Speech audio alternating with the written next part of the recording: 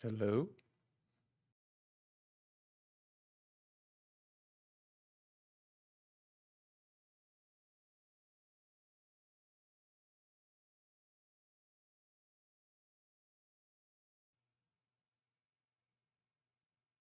Are we live?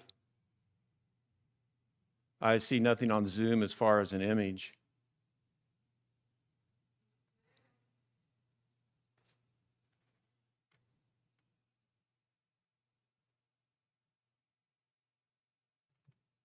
I see the tree.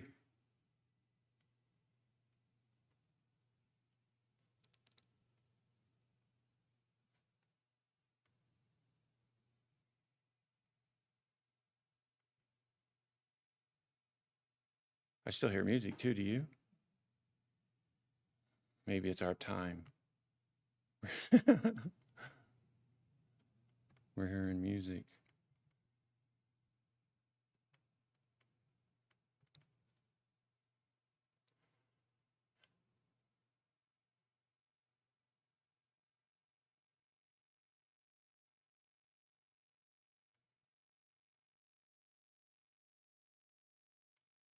Yeah, something's not right.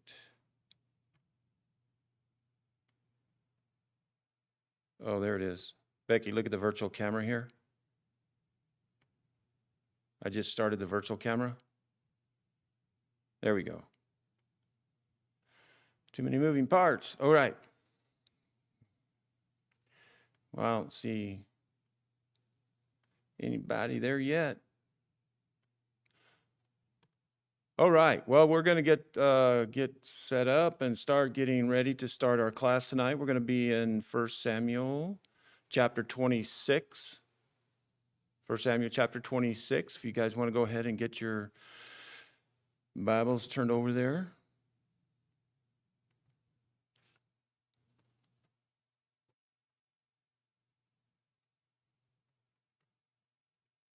Let me see.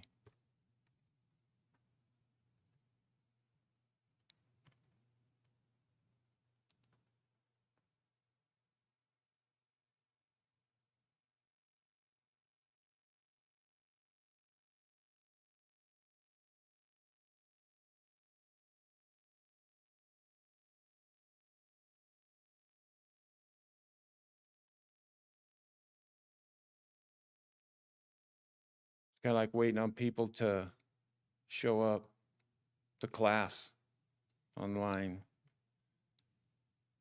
Yeah, it's sometimes you wonder, okay, if you I mean, I don't know who they are. It's not like walking into a real classroom and you can say, aha, and see them walking in the back of the classroom or something. But I know, how many that kind of looking at the different, especially on the chat, it'll tell me how many we should have or about what we normally have. And I don't see anyone there yet. Yeah, that's a better cup. I made a terrible cup of coffee a while ago. Ugh. And that's hard for me to say because I love coffee. So if I say it's bad, it's really bad. I think what I did was I cycled that K-cup through again. I didn't pull it out, put a new one in. So that means that it's old. It is pretty old. Well, we see a few. Let's go ahead and we'll talk about a few things here. I sent out some emails showing some of the analytic reports or the information on how our live streaming is doing, and I get those. I can pull them up at any time, and so I was looking at it and I thought, I think that's a way to encourage and show people that what we're doing, you can't really see what we're doing or how well we're doing when it comes to live streaming and how many people are contributing or watching and such. But it showed a tremendous amount of growth over, I think, 500 hours or something, and a huge increase. So I'm very pleased. Now that's all the videos. It's not just like the last service or something, but we are hitting in the upper 20s and such on views. And I mean, if we were making money on this as a YouTube channel, we're not doing good. But considering we're a small group of Christians, and you're talking about, having people, 17 people outside, and a few, maybe you guys are watching them. It's a great start. So I'm not discouraged at all by it. So I'm like I said, I'm trying to we're gonna kill just a few more minutes here, and before we get started. Like I said, we're in 1 Samuel chapter 26. And I want to go ahead and invite you, if you want. I hope that you can. And that's on Friday mornings at 10 o'clock in the morning on YouTube, Facebook, and also on Zoom if you want to join and study with us. We're looking at studying the book of Acts and trying to find the New Testament church so that we can look at the historical document of Acts and then look at some of the supporting documents that were written by the apostles and bring those together. And then take a look at ourselves and see how we're doing, and are we practicing what we would find in the New Testament. We still have some people traveling, and Suzanne's still gone. She's going to be gone till probably the end of the month. So Jacob and Crystal are traveling. They're gone. And it's been a very nice empty house because it's been very busy, so I'm getting to where I like the quiet around the house. It's not bad at all. Brian, I know he's traveled home from Brian Haynes. We enjoyed having him when he was here. And it was awesome to see Terrell with us come and make it after such an amazing accident that he is even alive. That is definitely very awesome to see him be able to recover and to be here with us and worship with us. I have tragic news, though. Margie has passed away yesterday. She had been struggling for a while now with the cancer, and then she ended up with COVID, but that's not what was the fatal blow to her. She did recover over it. I don't know if they retested her when she was readmitted, but she finally just had to go to the hospital, and then they flew her to Albuquerque, and then at Albuquerque, they had to go, well, they went ahead and put her on a ventilator because her oxygen was just so low and she was struggling. So they put her on that. Her mother, father, brother, and sister and family were able to be right there with her whenever she did pass. So I have no information as far as any type of a service. I will let you know as soon as I do find out. And I have offered that we would, since she was one of us, to use our facilities for any needs they may have. She absolutely and adamantly, she told me, and she told them before they intubated her that she wanted to be cremated. So I think that was one very powerful message that she was letting them know. So if that's the case, then we're looking at like a memorial, and I'm not sure when. But we'll find out. And since she's my cousin, being family, I'm trying to just give them a chance to grieve, and then I'll ask and get a hold of my aunt and see what's going on. I was very moved by when we started the text message on her going into the hospital and the situation with her, how many people were responding to that. And I told them that too, the family, how many people had shot back and acknowledged and said they're praying. And I think that is one of those things where we look at and we realize how much power we draw from one another, and that we understand that, and that the beauty of having an extended family beyond just those that are our blood relatives, and to have that many people coming along and praying for us was it was very beautiful to see that. So tonight we're gonna continue, and like I said, we're still studying the life of David, and tonight's another repeat of Saul trying to kill David. It's kind of like, okay, what's new? We had a great story last week in looking at Abigail and Nabal, and I think there was a tremendous amount of knowledge that we could learn from that when we look at that, because he had moved from En-Gedi where Saul had surrounded him, and he was in the cave, and he spared his life then. And he comes out of there, and Saul's outside the cave, and he tells him, I've cut a corner off of your garment. And Saul repents, he's remorseful, and he says, blessed my son, and all this. Yeah, right. Saul takes off. Well, it's not wise to stay where you're at. So David moved over to the Maon area, or Carmel. Not the same Carmel, the one that we're used to hearing. Carmel, one that I think of all the time, and I think most of us, is farther north. But it does indicate the richness of the land, because Carmel is a rich, it's a title of a name indicating the rich and abundanceness of the area. And so no doubt it was. And while he was over there, he had been guarding and protecting the people in that area. And during the time of sheep, when they were shearing the sheep, and it was brought up that this was a feast. There was a feast going on. And I think I neglected to really bring out the idea that feast was probably Passover, because it wasn't just any feast, but it was a time of rejoicing as well. And it was a time where Nabal had brought in all of his sheep to shear, and it was a good time and festive. So David just extends a request, and can you share with whatever you can? And his message was very humble, and Nabal's was very rough, very rude and crude, and he's a nasty man. That his name means a fool, and he acted exactly like his name. And so when David's men came back and reported that to him, David did something that was very out of character. He decides to go ahead and everybody grab your sword and let's go. And he had his heart intended on destroying every male in Nabal's family, and I guess his clan, or his household. Well, this is where we run into this beautiful character of Abigail, who, when the servants go and tell her what happened and how that David's men had been insulted so severely, she takes action immediately, gathers up all these supplies and food, and goes out and intercepts him.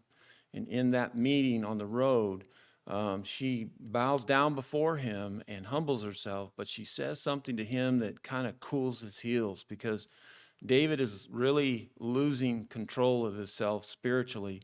He is in a rage. He's not behaving the way that we've seen him before. But now Abigail brings that to his attention. Why are you going to go kill a fool? Why are you going to go down there and then bring blood upon you? When you go and you're going to rule, you're going to have this on your conscience.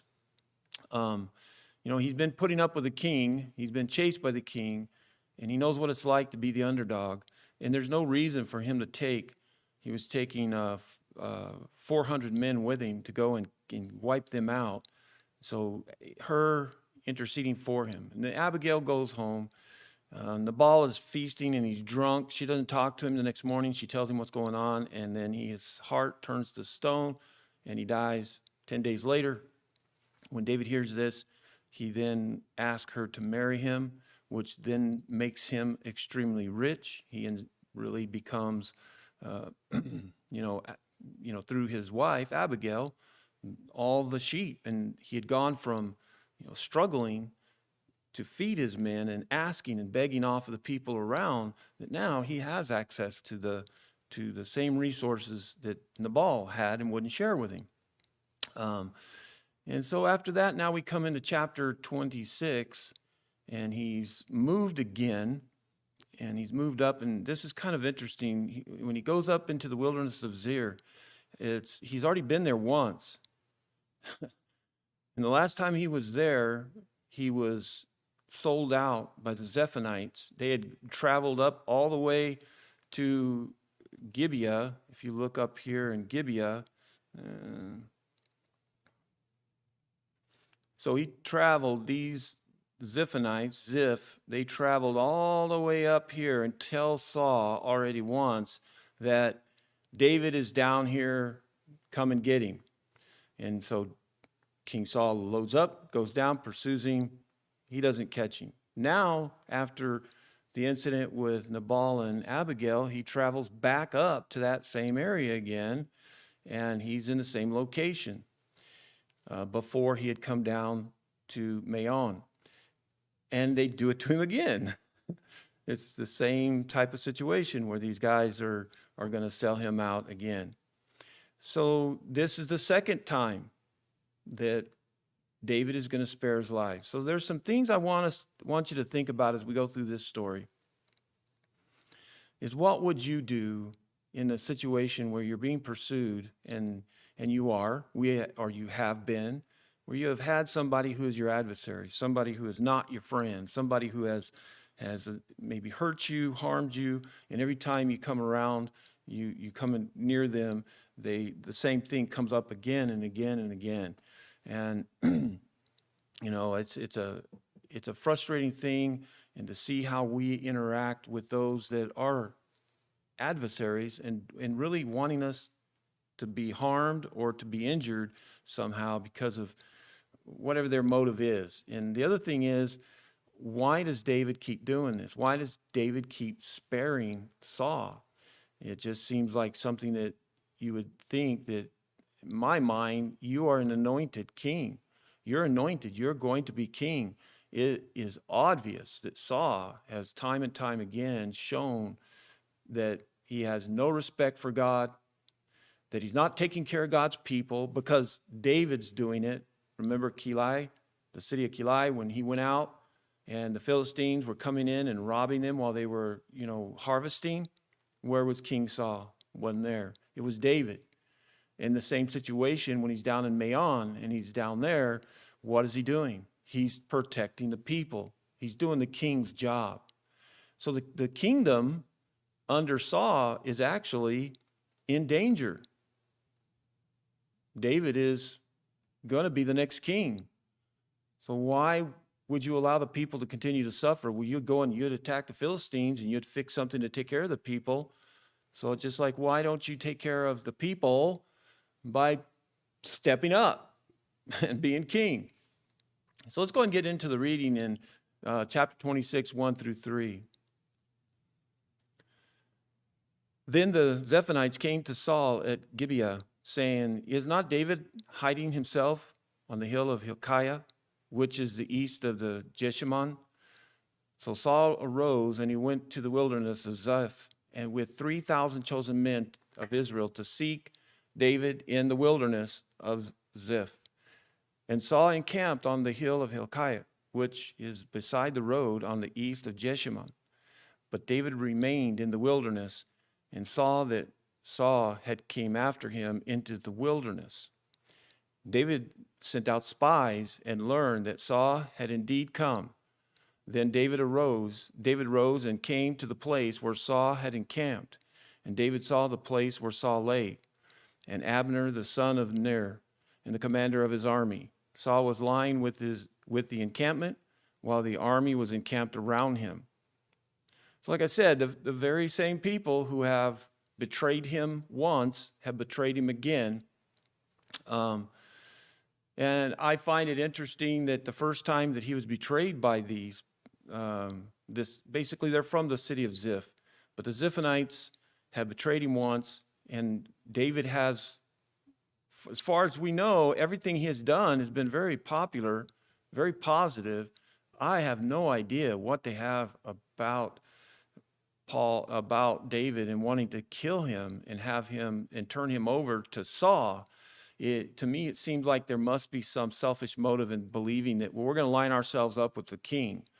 And the king is one in power, and there must have been some sort of an incentive, a reward or something that they were trying to seek from the king. So they basically tell him where it's at. And so Saul takes the bait. He's like, okay, I'm after him. It's really interesting how our enemies so quickly forget about a change of heart. That you talk about the process of forgiveness. A lot of times people will say that they forgive, but they turn right around and they're really not forgiving. Forgiveness is a difficult concept for us because it's something that's very personal and emotional, and we tend to not forget. And a lot of times you hear this saying where someone will say, well, I forgive, but I won't forget. Well, there's a difference between forgiving and forgetting the way that God forgets. Because if God truly forgot our sins, the same anger and being upset about it. So last time we saw he was forgiving of David, and he went home. But now the Zephonites show up, and something causes him to go right back to the same mental state that he had all along, and that is to rid himself of David. David is a threat. David is a big threat. He is extremely popular. And I'm sure that it's getting back to Saul that he's not only popular, but he's continuing to be very successful. Everything that David has done has been successful from the beginning of when he slew Goliath. And so Saul is very jealous. He also understands that he's going to be king. He's even said it himself. He told David, I can tell now, you are going to be the king. So he takes 3,000 men, and it doesn't say just anybody, but he took, the best men he can find to go down there and to seek after David and to basically execute him. So David, when he finds out, I think it's interesting that he's curious. Why? What is it about 3,000 men and the king down there chasing you again that you really want to know? I thought that was kind of an interesting thought. If I was David, I would just dig a deeper hole and hide deeper, hide better, and just keep avoiding him. That seems to be his game plan so far, and so far it's worked until that, like in Gedi, when he was kind of cornered in that area. But why is he now? But he sends spies out and learned that he indeed had come. And the way that it's phrased there, it's like he had heard rumor that the king had arrived in that area, and now he sends out his own men to go out and to verify it, and they did. And so when David saw, he goes up himself and he looks and scouts it out. Now, this isn't a wooded area. It's hilly. It's got some rolling hills, probably similar to the way we have out here. We have some areas that are extremely flat, along with some rolling hills, but you still have some open area overall. Not like, in other words, down south in Alabama, where you could walk into the woods and you can't see 20 feet in front of you, maybe 30, 40 feet in front of you. Out there, it was a little bit more of a distance, and we can see that by a description later on in the distance that he places between himself and Abner and the army. But he's laying there, but he's able to recognize, he's close enough to recognize where the king's at and the way he is laying there. And so he comes up with this idea of seeing the way that he's laying and sleeping, that he sees a vulnerability. Now, the way it's described is he's not vulnerable. I mean, look what it says. He's lying with the encampment. So he's not out in the open. He has men around him. The army's around him. And Abner's a really good warrior, the commander of his army, and really his personal bodyguard is right there. So I thought it was pretty bold when we see what he plans to do. And so let's go ahead and read 6 through 12. Then David said to Ahimelech the Hittite and to Joab's brother Ishai, Abiashai, the son of Zeruiah, who will go down with me to the camp, into the camp with Saul? And Abishai said, I'll go down with you. So David and Abishai went into the army by night. And there lay Saul sleeping within the encampment, with his spear stuck in the ground at his head. And Abner and the army laid around him. Then Abishai said to David, God has given your enemy into your hand this day. Now please let me pin him to the earth with one stroke of the spear, and I will not strike him twice. But David said to Abishai, do not destroy him, for who can put out his hand against the Lord's anointed and be guiltless? And David said, as the Lord lives, the Lord will strike him, or his day will come to die, or he will go down into battle and perish. The Lord forbid that I should put out my hand against the Lord's anointed. But take now the spear that is at his head and the jar of water, and let us go. David took the spear and the jar of water from Saul's head, and they went away. No man saw it or knew it, nor did any awake, for they were all asleep, because a deep sleep from the Lord had fallen upon them.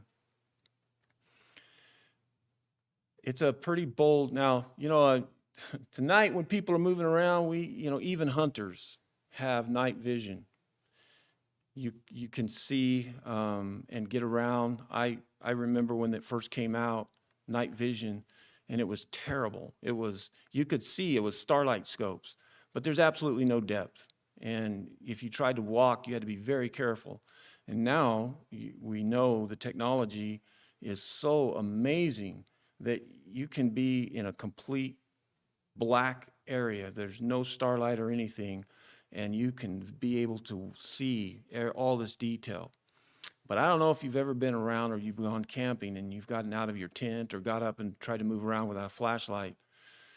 It's hard enough to just walk through the darkness with no light, and then to turn around and try not to make any noise, to keep quiet about it while you're trying to move in, and to go through the encampment and get yourself close enough to the king where he's sleeping. And we notice one thing that was said at the end of the verses we were reading is that the Lord had put them to sleep. And that's kind of something I want to come back, we'll talk about. But it doesn't say David knew that. Nothing says that the Lord said, David, go ahead. It's all right. I've got them in a heavy slumber. They're going to sleep well. So as far as they knew, they could wake up at any minute. So this to me is where we talk about providential, the providing for, because that's what providence means, is a provision for somebody. And when God is providential or providing care for us, whether it's guarding us or whatever it may be, this here is not miraculous.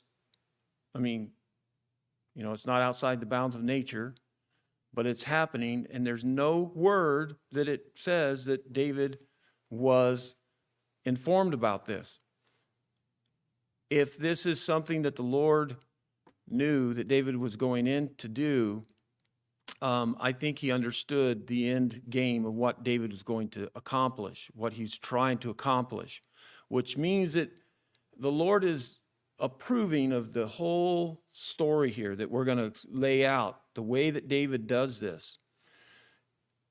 Some might think, as Abishai thought, well, we have the perfect opportunity here to strike him right there where he's laying so that we can end this. And remember, David's not the only one that has his life on the line here.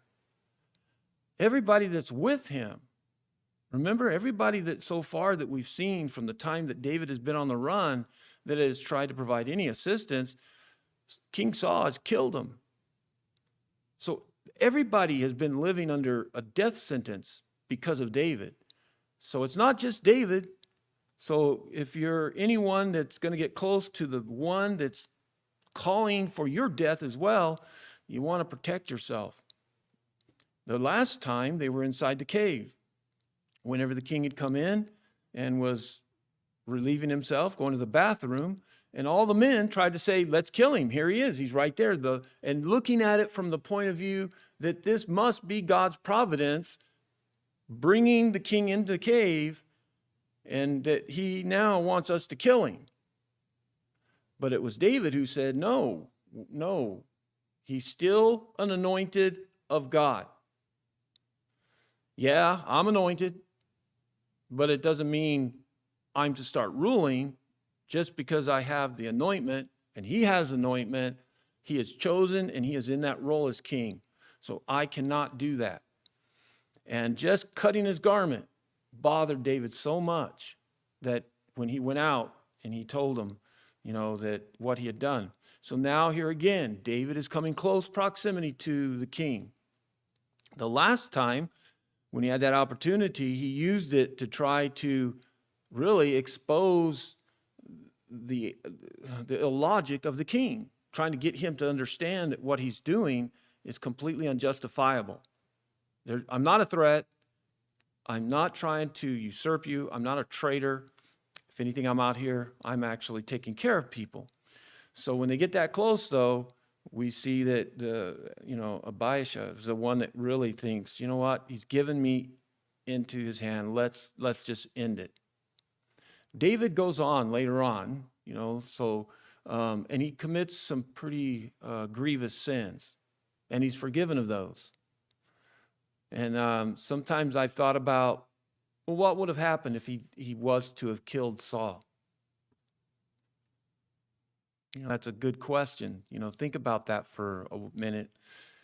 You're online, because there's a part where I could see even David saying, okay, I thought the last time I spared him and I could have killed the king, and after what he told me, that this is enough, but obviously he's back again with 3,000 men and he's coming out to kill me again.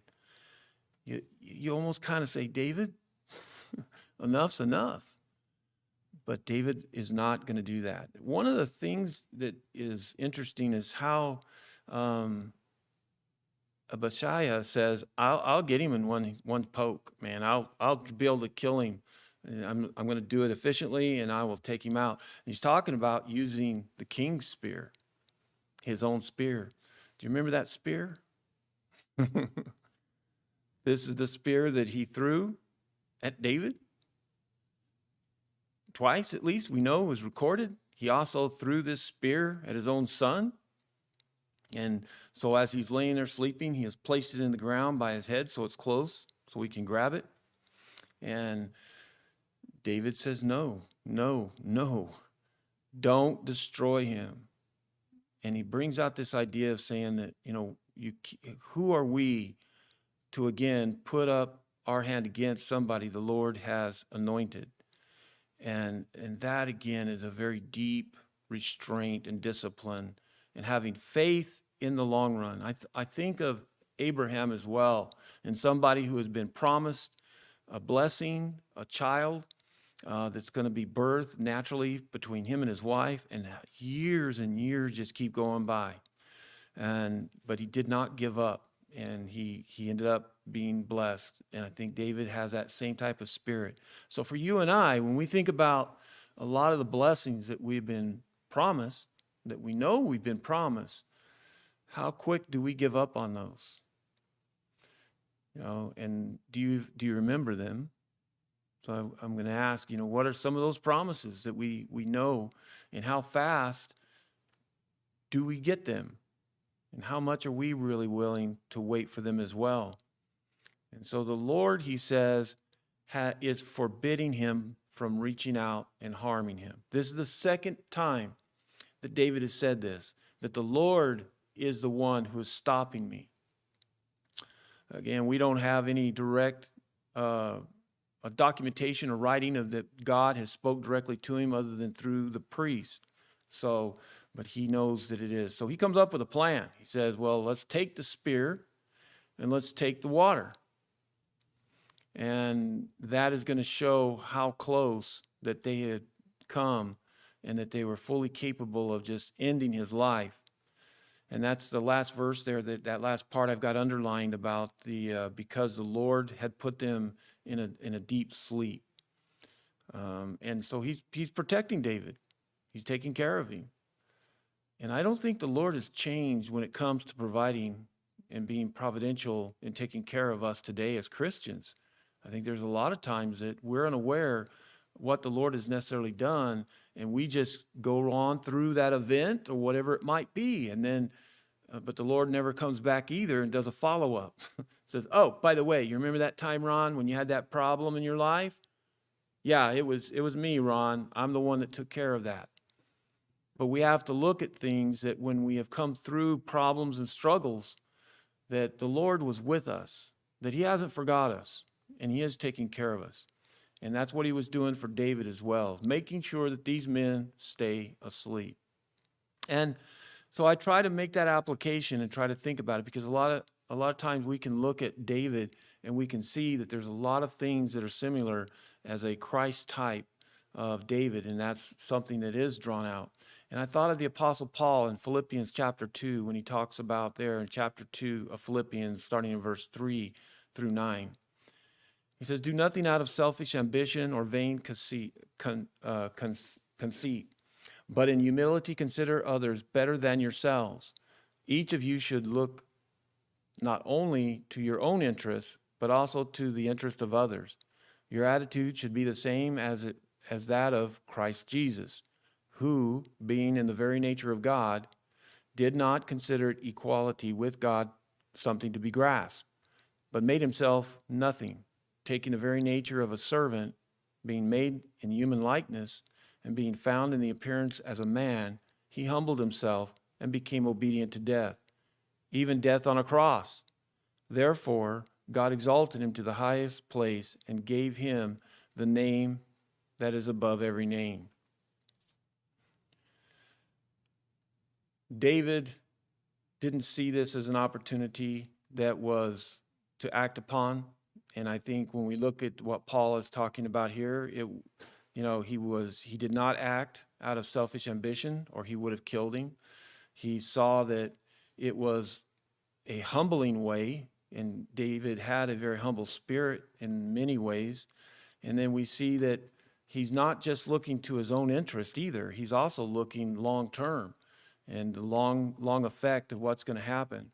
And so, as Paul says, we too today need to think about that everything that we are doing, no matter if it's against somebody who is extremely evil, someone who has insulted us, harmed us, continues to harm us, that we should look at the way that Christ as well had to deal with what he was going through. Yet, like Paul says in Philippians, he was God, yet he came down and became a human, and look at all that he endured. I just, knowing what he knew about creation and everything, yet had to listen to these people blabbering their mouths with such ignorant statements. And even the people that would come up to him and try to confront him, they tried to portray themselves as some great intellectuals, knowledgeable of Mosaic law, and ridiculing him, and yet he's the one that created them, that everything came into power. You talk about having the right to strike somebody or having the right to put somebody in their place, but Christ didn't do it because he understood there's a bigger picture. There's something much larger and much more important than my ability to protect my image, to somehow vindicate myself. And because of that, then, like Paul says in verse 9, God exalted him. The same thing with David. David was remaining humble. Even though he was anointed, he did not take that advantage. He continued to remain just the anointed king in waiting. And he knew that eventually, even though he was going to suffer, and he was suffering a lot, but in the end, he would be elevated. And because of this spiritual attitude he had, that's exactly what happened. He was elevated. It wasn't in the timeline he probably wanted, just like many of the things that we deal with in our lives as Christians. It's not always on the timeline we want, but it's still, it's there for us. It's been promised to us, and it's going to be fulfilled. Also in Romans, looking at Paul says, Christ did not please himself. David did not please himself. David has already tried to do this very same thing, get close, expose the king's attitude to himself and to everyone. It didn't do any good. He knew that if he wanted to please himself, well, kill the king and get back up and take the palace and start living a king's life. And nobody would really be upset. Think about that. Who's really going to blame him? Look how long you've been out there in the wilderness running around. Look at all that you've had to put up with. You were the king anyway. Nobody would have second-guessed David killing Saul. But it bothered David. And I think that's a lot of times our challenge, is we may know that this is not something that the Lord may want me to do to solve my problems? And then we look around and we see that, you know what, the people around me probably wouldn't blame me if I was to go ahead and take action in the way I want. But you know, the Lord knows. And so, like Paul says in Romans 15:3, Christ, he did not please himself, but he allowed the reproaches, all the vile things of our sins to come upon him. David allowed all of the insults, all those things that Saul was bringing out on him to fall on him, and he had to deal with it too. So after he sneaks into camp and he grabs the jar of water and he grabs that spear, which are two very strong symbolic pieces of two strong items. One, the staff representing power. It's the very staff that was King tried to use to murder him. Water, the water was something that was also very important. You would think, why grab water? Why grab that? But this apparently was something very important. And it may have been the way that it was in, the vase or whatever it was, but it was something that was going to be very important when the king realized these two items have been removed from him as well. So David then lets him know, but he gets away, he gets off to a distance to where he can then have some security. So let's go ahead and read 13 through 16. Then David went over to the other side and stood afar off on top of the hill, with a great space between them. And David called to the army and to Abner, the son of Ner, saying, "Will you not answer, Abner?" Then Abner answered, "Who are you who calls to the king?" And then David said to Abner, "Are you not a man? Who is like you in Israel? Why then have you not kept watch over the Lord the king? For the one of the people came in to destroy the king your lord. This thing that you have done is not good. As the Lord lives, you deserve to die, because you have not kept watch over your Lord, the Lord's anointed. And now see where the king's spear is and the jar of water that was at his head." And then Saul recognized David's voice and said, "Is this your voice, my son David?" And David said, "It is my voice, my lord, O king." And he said, "Why does my lord pursue after his servant? For what have I done? What evil is on my hands? Now therefore let my lord the king hear the words of his servant. If it is the Lord who has stirred you up against me, may he accept my offering. But if it is men, may they be cursed before the Lord. For they have driven me out this day, that I should have no share in the inheritance of the Lord, saying, 'Go, serve other gods.' Now therefore, let not my blood fall to the earth away from the presence of the Lord. For the king of Israel has come out to seek a single flea, like one who hunts a partridge in the mountains." So when he taunts Abner, he gets across on the other side, and I do think that it bothered David. It bothered David that Abner had failed to protect the king. He brings that up. He tells him, he says, he calls him out, and then Abner responds, and then he says, "Are you not a man?" He's challenging him. "I thought you're the best thing there is, the greatest soldier, greatest warrior, but yet you have failed to protect the king."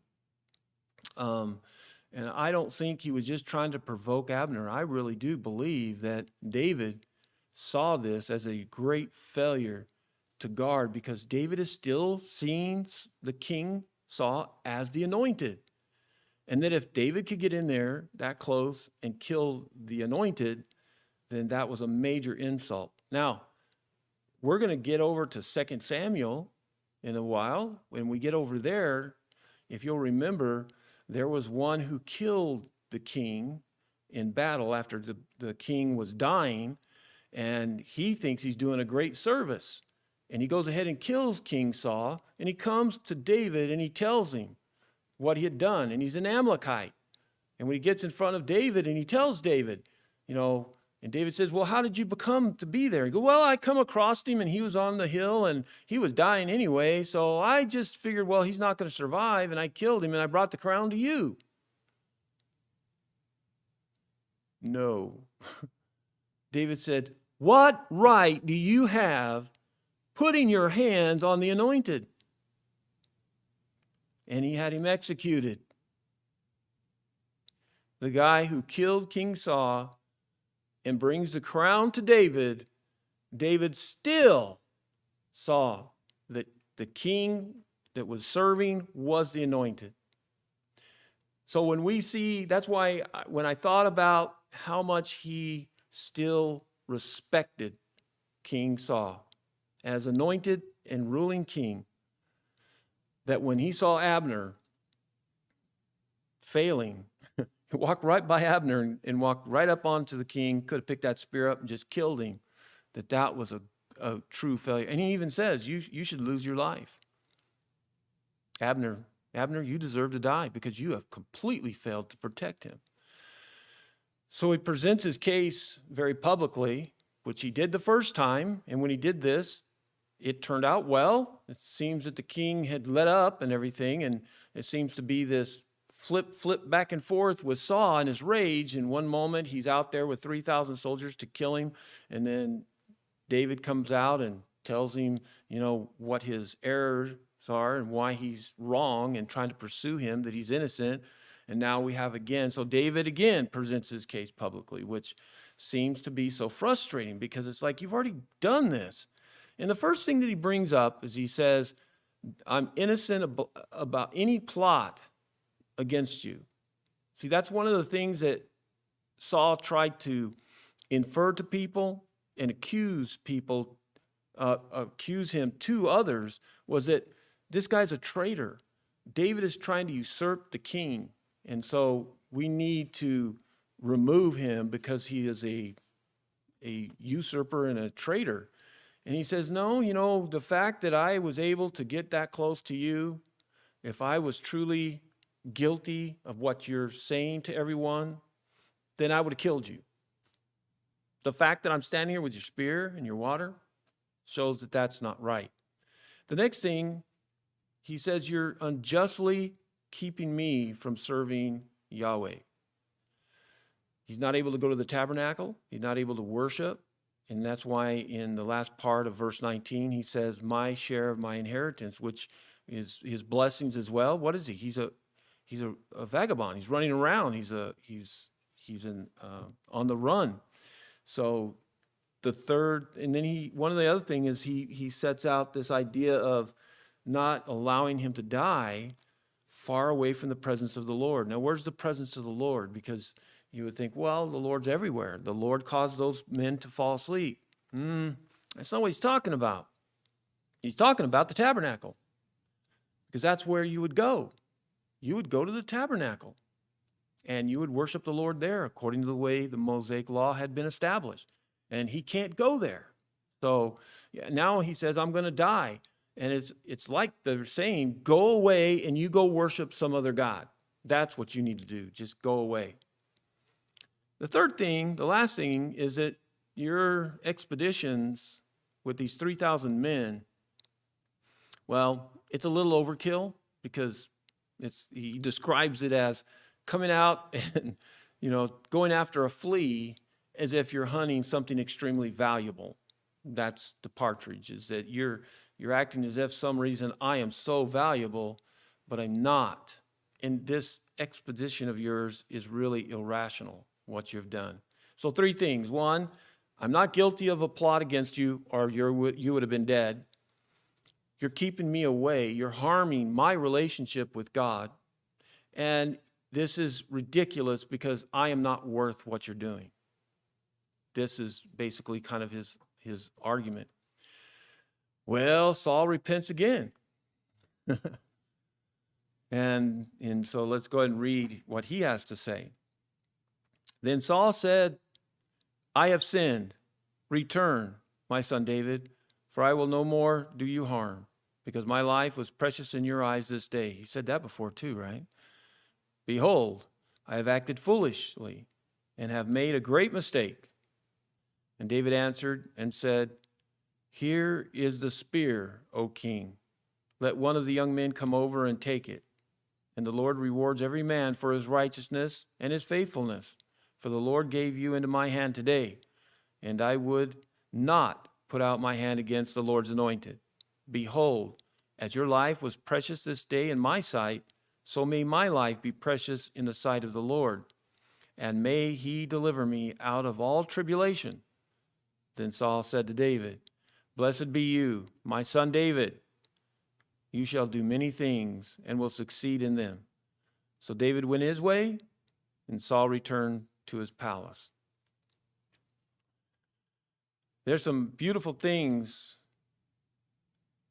and you would think that Saul again would get this beautiful message the way he is saying, I absolutely had you dead to rights, but I didn't. That should say everything there is to be said about my spirit and my value of you as king.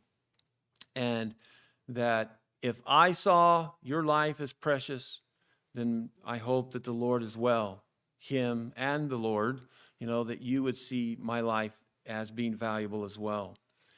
And, he still counts this as being, he's in tribulation, all the trouble and the suffering that he's going through. He is still not living in a house. He's not living really well. He's been running. He's out exposed to the elements. He's got all these men that he has to provide for. And so Saul said, I think it'd be hard to listen. If I was David and he said this, called me his son, I would be going, I am not your son.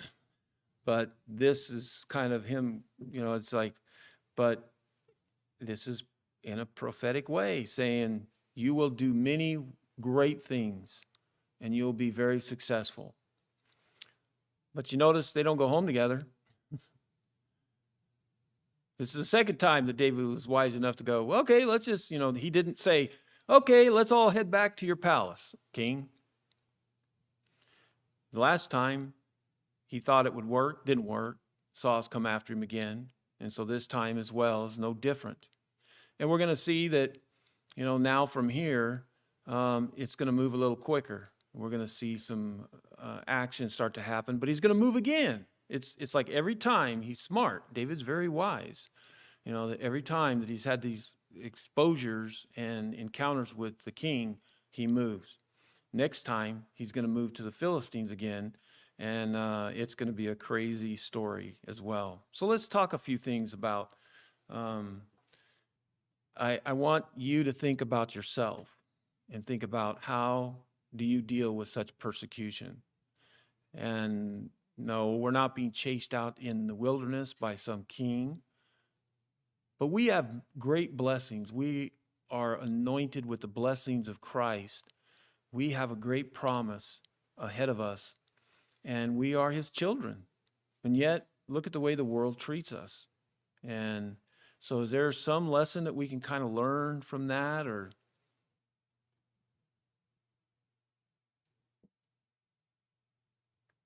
Just reminded, God doesn't give us things that we can't go through. He doesn't give us more than we can handle, through him. That's a very powerful message today, isn't it? And we look at what David went through, we can learn that the Lord has promised that he will give us no more than we can handle. We always underestimate ourselves.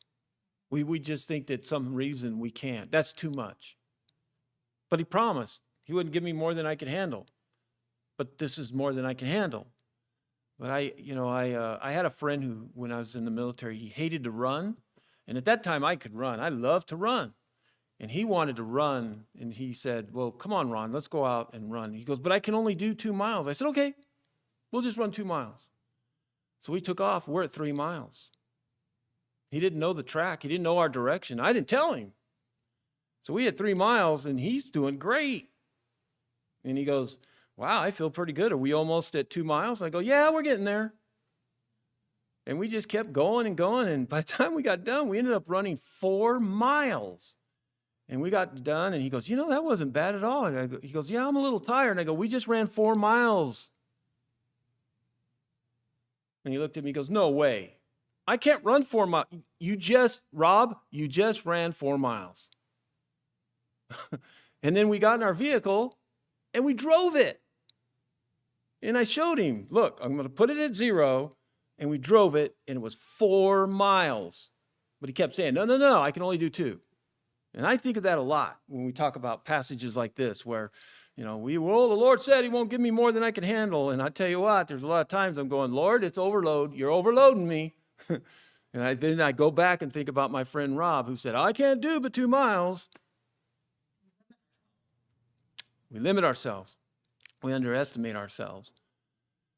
So I think that the way I try to handle it is I try not to respond in kind. If I'm going to answer this question for the way I would, how do I handle such persecution? Is one, I don't let it bother me because it's not the Lord. And I always think about, well, if the Lord's on my side, then really who cares? Who cares? Isn't that a concept too that's taught in the New Testament that, if the Lord is with us, then what can man do to us? Didn't Jesus also teach something else about, don't worry about the one who can hurt your body, but worry about the one that can hurt body and soul? So when we're involved in these persecutions, I go back and I'm telling you, I have to remind myself of these.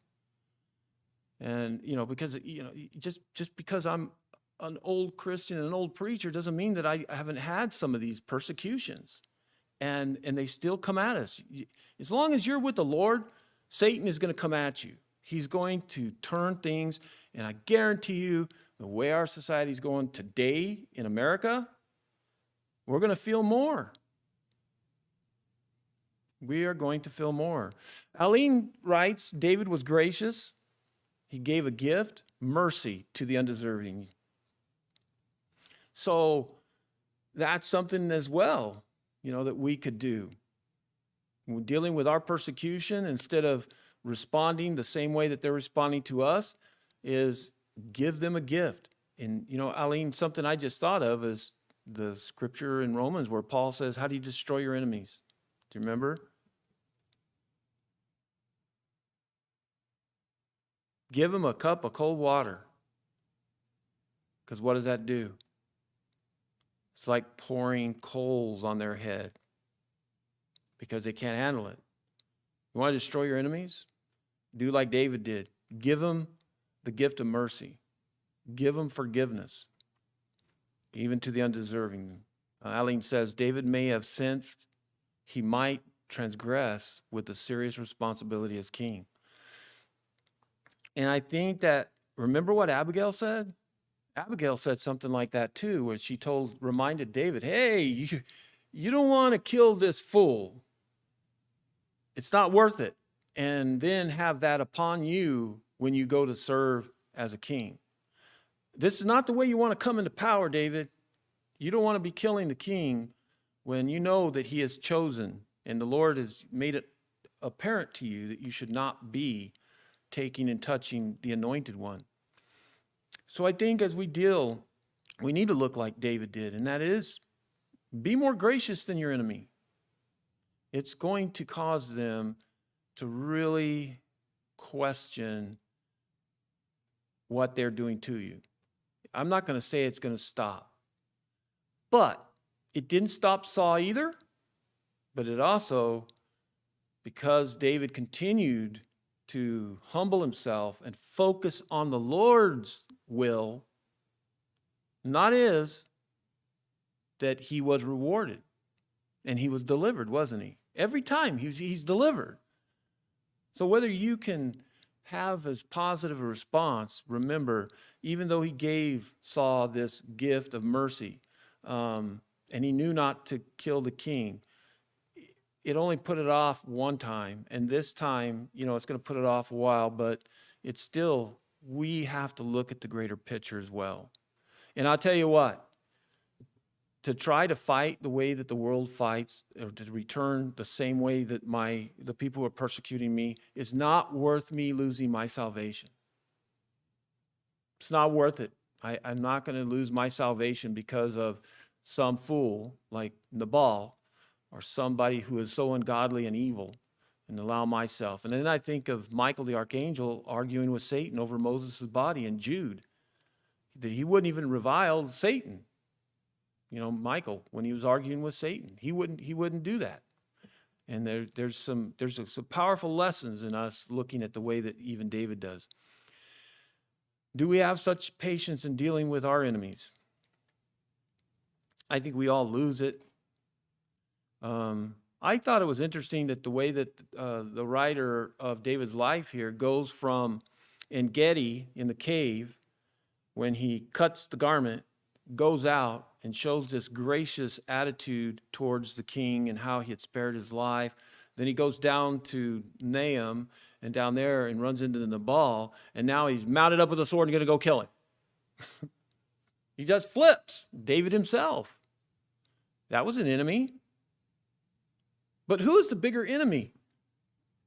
Saul or Nabal? Saul. Nabal's nothing. David had 600 soldiers, warriors. Nabal's a fool. But yet he's showing grace to the king, but he's turning around, and look what he did when he tried to just go and wipe out Nabal. That, to me, is the way I seem to be. Sometimes I seem to have it in control, and I do a great job of controlling myself on wanting to attack my enemies, and the Lord restrains me at times. And then there's times where I seem to have clarity, and I'm able to understand what's going on. So I want us to see that aspect of David as well this evening. So how did David justify not executing this evil king?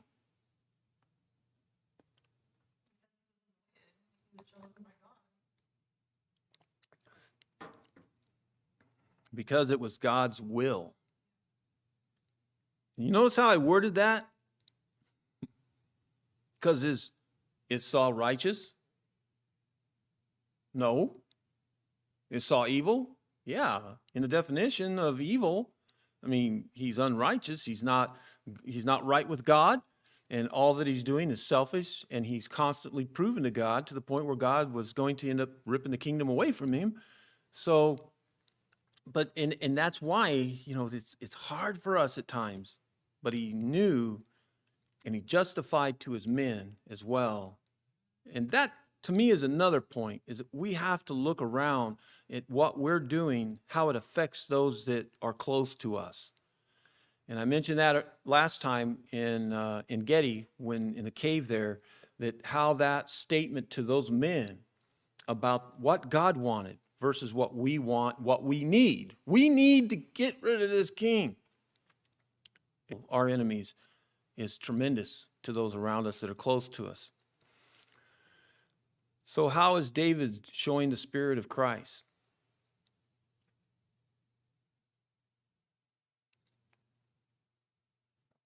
Well, I see some people out there online. So you guys, I see 6 of you.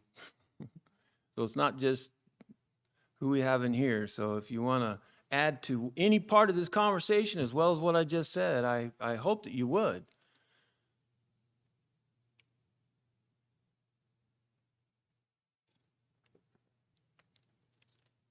So what do you think? The spirit of mercy. Spirit of mercy. Christ showed mercy to lots of people. Yeah, think about how did Christ handle his adversaries? What's that? Yeah. He did it with grace, and, you know, Father, forgive them, for they know not what they do. He gave him grace. He forgave in a lot of ways. Well, I don't say forgave, but the way he handled it was looking at what his Father wanted. even the Son of God, who is a part of the Godhead.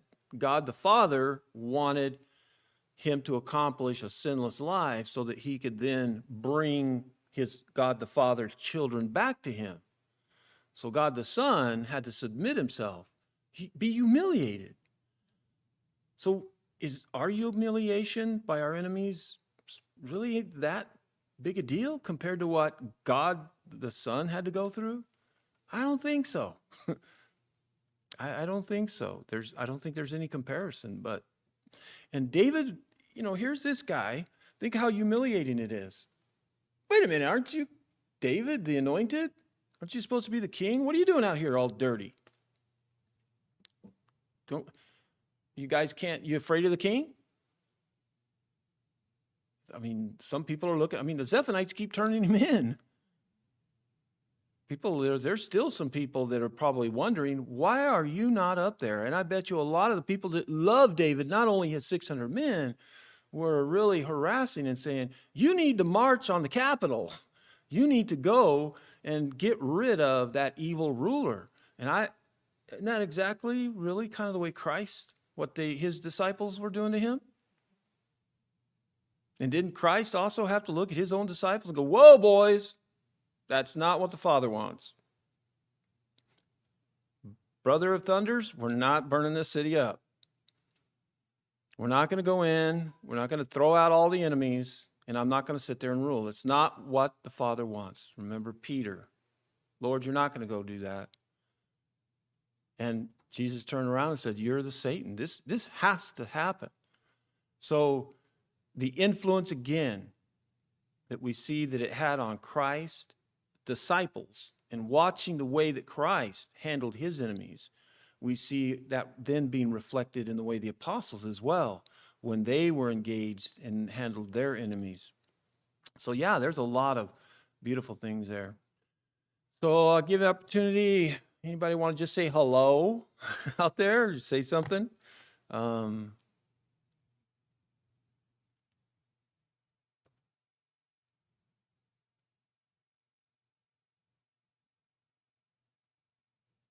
Again, I hope that you will join us on Friday morning at 10 o'clock if you're available. If you are having any problems at all getting a hold of the Zoom link, if you want to join us on that discussion, or you're going to join us online, it's been a really good study, and I hope that it keeps growing in numbers. We're having a good amount of people that are showing up and studying there with us. All right. Well, pretty quiet tonight, you guys out there, but may the Lord bless you and be with you, and we'll see you at the next time.